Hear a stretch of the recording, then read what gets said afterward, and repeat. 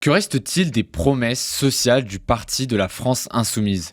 Pour le savoir, nous avons analysé 40 000 tweets d'élus et de collaborateurs du parti publiés depuis 6 mois en amont des attentats du 7 octobre 2023 jusqu'en février 2025. Ce travail minutieux, élaboré en collaboration avec une société de data scientists, révèle les priorités réelles d'un mouvement dont la parole numérique ne laisse plus de place au doute. À travers cette radiographie inédite, un constat s'impose. La gauche populaire a cédé la place à une gauche identitaire. Le conflit israélo-palestinien écrase tout sur les réseaux. Et il devient l'alpha et l'oméga du discours reléguant les thématiques traditionnelles de la gauche, la pauvreté, le travail, la santé ou l'inégalité, au rang de figurants. Pour sonder les obsessions de la France insoumise sur les réseaux, il nous a fallu plonger la tête la première dans un océan de données brutes, environ 40 000 tweets analysés. Dans les comptes X de 20 élus LFI et de leurs collaborateurs les plus actifs, parfois plus loquaces en ligne qu'à l'Assemblée, entre juin 2023 et février 2025, cette matière, ce travail a été confié à une intelligence artificielle chargée de disséquer chaque publication, de traquer les signaux d'engagement, les vagues de retweets et les salves de likes. Le contenu a été décomposé en 674 sujets distincts, puis rassemblé en 31 grandes thématiques. Alors bien sûr, cette méthode n'est pas infaillible, elle n'est pas parfaite, et comme toutes les méthodes d'analyse du langage, elle comporte des failles. Mais ce sont les seules méthodes permettant d'analyser plusieurs dizaines de milliers de tweets, une telle masse de données donnant une direction statistique fiable. Le premier enseignement tiré de cette analyse est saisissant. Près d'un tiers des tweets LFI analysés, soit 27,8%, se focalisent sur le conflit israélo-palestinien. Ce chiffre colossal dépasse de loin ce que prétendait être le parti à sa création, à savoir un mouvement ancré dans la lutte sociale et qui défend les travailleurs. LFI brandit la cause palestinienne comme un étendard, un cri de ralliement lancé depuis les réseaux sociaux de ses élus qui résonne jusque dans la rue où certaines voix vont même jusqu'à réclamer des intifadas de Paris à Marseille. Ces prises de position répétées sur le conflit israélo-palestinien ne sont pas sans conséquence sur le reste du discours insoumis. Face à cette obsession quasi monomaniaque, les fondamentaux de la gauche traditionnelle, santé, handicap, solidarité, questions sociales, pauvreté, inégalité, économie, travail, critique du capitalisme sont relégués au second plan. L'ensemble de ces thèmes, pris uniquement, ne représente que 9,1% des prises de parole numériques de LFI sur la période étudiée. Un chiffre famélique pour un parti qui prétend porter la voix du peuple et des classes laborieuses. Cette discrétion signe l'effacement du social, supplanté par une autre dynamique. Les questions liées à l'Algérie, aux affaires africaines, à la défense des migrants, aux violences policières, au décolonialisme ou encore au conflit israélo-palestinien forment désormais un bloc compact qui représente à lui seul près de la moitié des tweets analysés, 47,2%. LFI a identifié un nouveau peuple à séduire, un vivier électoral à conquérir. Banlieue, diaspora, minorité, toute la stratégie de communication s'oriente désormais vers eux, dans une opération de captation méthodique. Cette poussée des thématiques identitaires en vient même à effacer l'aversion du parti pour Emmanuel Macron.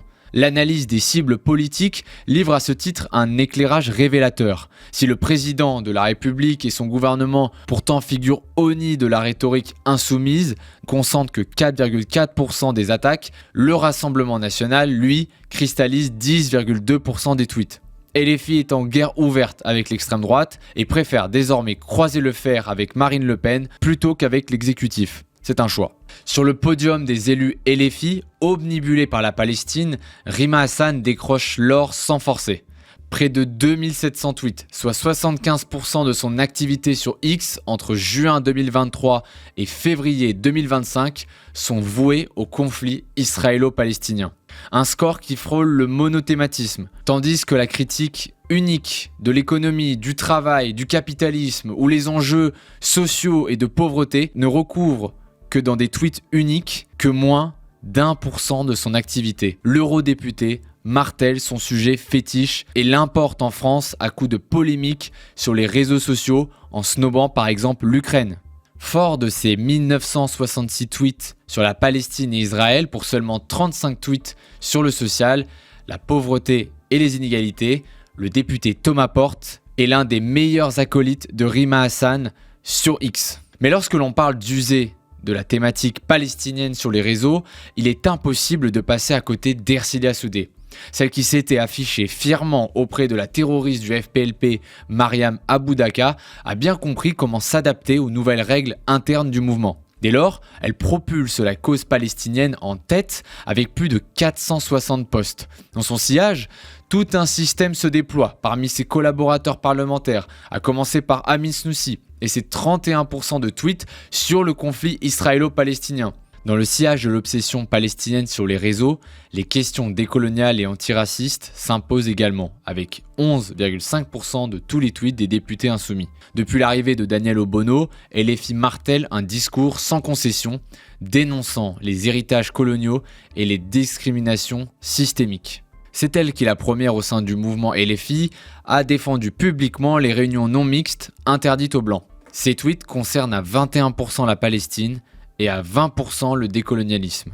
Et elle ne mentionne quasiment jamais la ruralité, soit 0,5% de l'ensemble de ses publications. La députée Obono a fait ses choix. Ce sera en priorité les quartiers et la France rurale pourra bien attendre. Un autre visage monte en puissance également sur les réseaux sociaux de LFI, c'est le député Ali Djouara. À son militantisme pro-palestinien et décolonial, il ajoute une nouvelle corde à son arc, la haine assumée de la police. Il a tweeté 223 fois sur le sujet, accusant régulièrement, et sans preuve, les forces de l'ordre de bavure ou de racisme.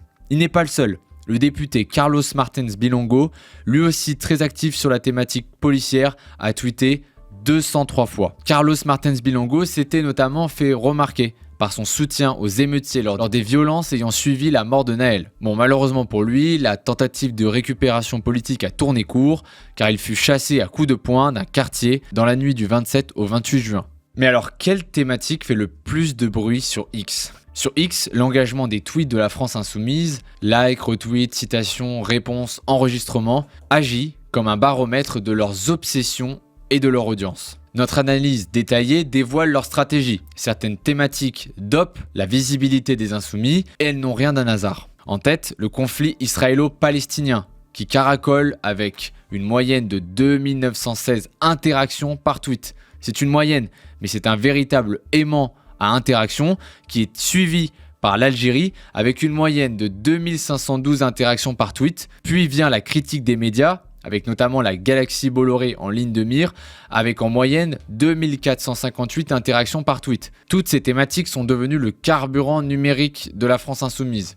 Coup dur pour LFI, l'opposition au RN, troisième thématique la plus tweetée, patine en milieu de tableau, générant 3,5 fois moins d'engagement que la Palestine, avec une moyenne de 830 retweets. Un camouflet pour un parti qui se rêve comme un rempart contre l'extrême droite. Plus révélateur encore, les fondamentaux de la gauche, questions sociales, inégalités, ne soulèvent pas les foules avec 801 retweets en moyenne. Un désengagement qui pourrait expliquer leur quasi-absence dans la communication numérique. Sur les réseaux sociaux, LFI peut compter sur toute une nébuleuse militante. Pour décrypter cette machine, nous avons analysé 12 000 comptes uniques ayant retweeté 1 million de fois les publications des élus et des collaborateurs LFI entre juin 2023 et février 2025.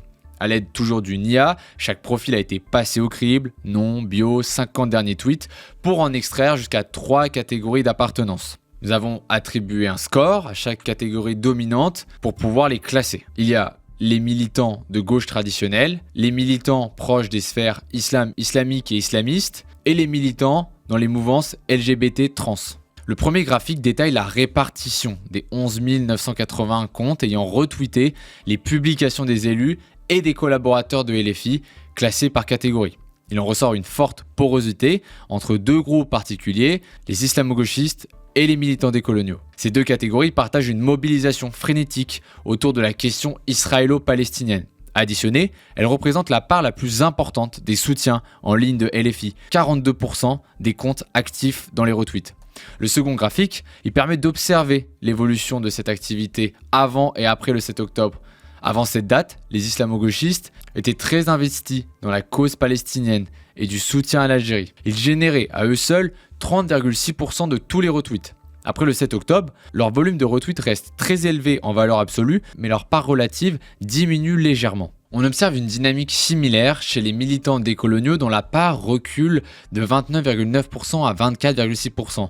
Cette baisse relative ne reflète pas un désengagement, mais plutôt une redistribution de l'engagement au profit d'un groupe, les militants de gauche traditionnels. Leur activité connaît une nette progression, passant de 22,1% des retweets à 29,2% des retweets après le 7 octobre. Si les catégories islamo-gauchistes et décoloniales restent dominantes, l'évolution observée après le 7 octobre montre un glissement plus large, celui vers un électorat de gauche plus traditionnel, désormais attiré par l'obsession de ces cadres pour le conflit israélo-palestinien. Autre enseignement majeur, la part des retweets des publications LFI qui a significativement augmenté au sein de deux groupes inattendus. Autrement dit, LFI ne se contente pas de commenter abondamment un conflit. Elle en fait un levier de stratégie et de visibilité plus que toutes les autres thématiques. Celle-ci garantit des retweets et donc une plus forte exposition. C'est la stratégie de la radicalité d'LFI qui lui donne son auditoire.